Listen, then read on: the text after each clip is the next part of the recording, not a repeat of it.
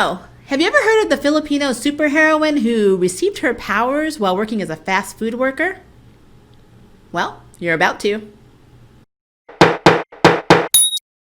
Hi guys, my name is Maria Park and this is Approach to Nerd, and in this episode we are spotlighting my next minority superheroine of comics, Pearl Pangan, aka Wave. Now, Pearl is from the Philippines. She has a very interesting backstory, especially how she received her powers.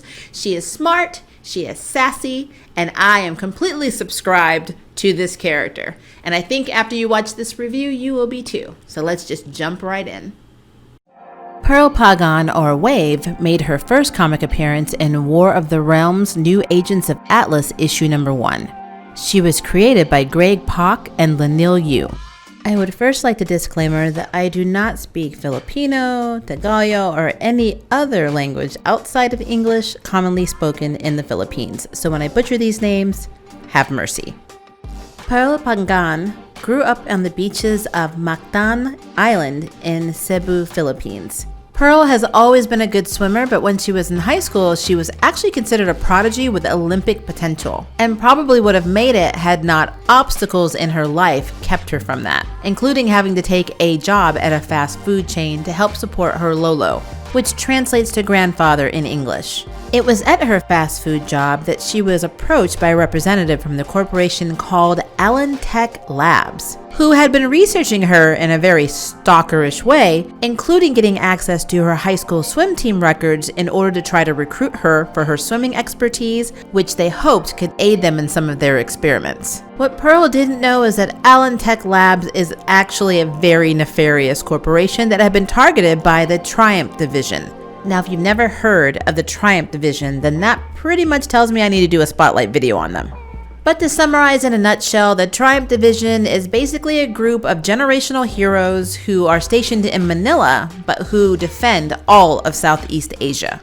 So basically the Filipino version of the Avengers.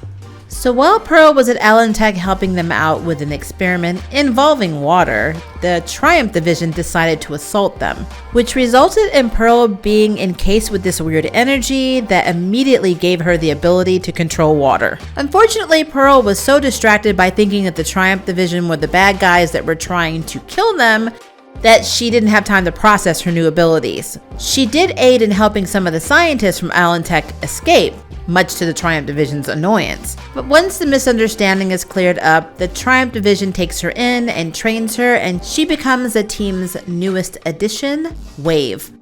In War of the Realms, we'll find Wave going beyond her normal jurisdiction in the Philippines to the North Pacific, due to a gut feeling that something was going on with the water. Wave ends up getting into a confrontation with Arrow, the Shanghai operative, who also feels something strange via the wind, her power. So they both decide to team up.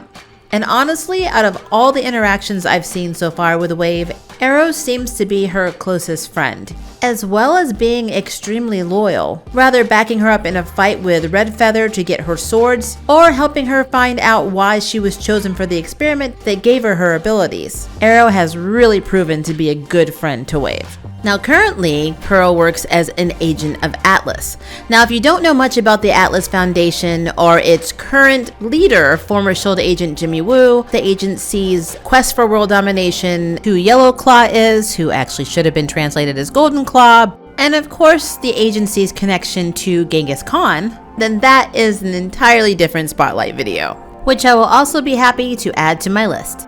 But since we're focusing on Wave, let's talk about her involvement more with War of the Realms, which is basically kind of a tie-in series where Cinder, the immortal queen of Muspelheim, brought her legion of fire demons to not only take on and destroy Asia, but basically the entire world. So Amadeus Cho was forced to reassemble a team of protectors including Shang-Chi, Jimmy Woo, Silk, Luna Snow, Crescent, Lo, and of course Wave. The new agents of Atlas teamed up with other familiar Marvel heroes and teams to take on Cinder and essentially save the world. Plus, Wave got to work more with her BFF Arrow too, so that was a plus. When it comes to Pearl's personal life, she has one grandfather, Arlolo, that she supports, and who's very proud of her being a superhero. In fact, so is her entire village. But she's unable to stay with her grandfather because the organization that gave her powers, Alentech, are always hunting her down. In fact, she learns that there have been other experiments like her that are also on the run from the organization.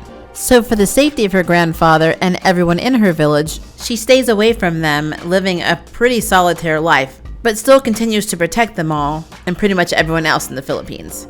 Pearl's power consists of hydrokinesis, which basically means she's able to manipulate and control water.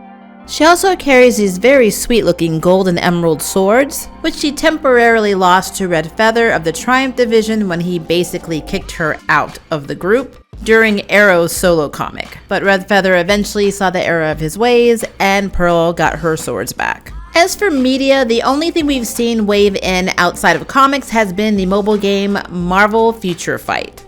But if the MCU does decide to grab onto this character, and they really should, then the actress I really would love to play this part would be Liza Soberano.